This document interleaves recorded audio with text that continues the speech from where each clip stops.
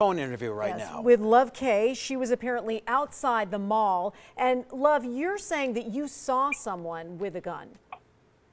Yes, actually, as I was turning into the bank, the Wells Fargo bank, he was coming in. He was just looking real weird because he was looking around, and so I looked down at him, and he has this big gun on him. At first, I thought it was like maybe a joke, maybe a team, but when I made a left to go into the bank, and he passed right by me. I seen that no, it was a real gun, and I seen he had a mask on. So, and he had his hoodie on, and to me that was a little bit, sketchy. So I pulled in right away, called the cops, and my eyes were right on him. He stopped right on Maryland and Twain across the street over into the mall.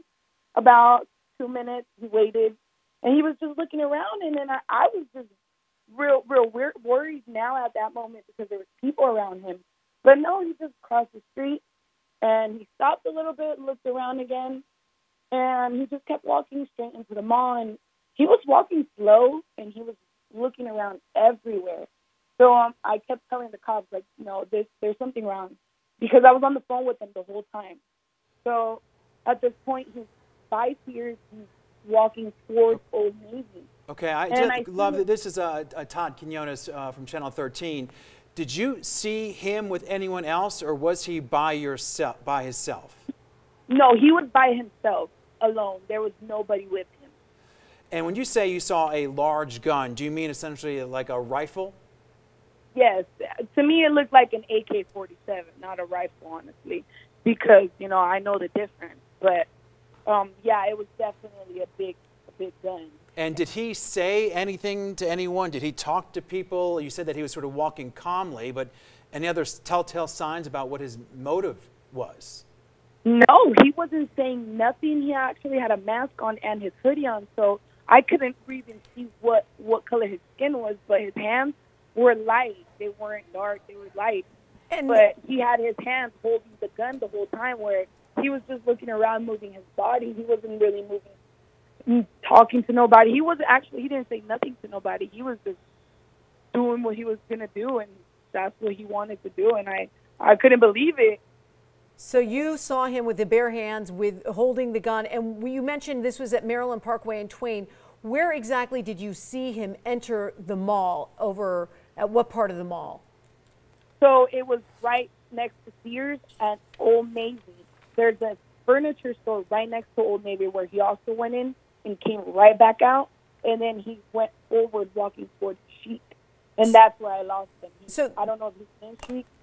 Right. So this whole time you're talking to Metro and giving them more details over the phone, and yes. And then you quickly see the police presence, because they have a very large police presence at that mall right now. Yes. Actually, I called them.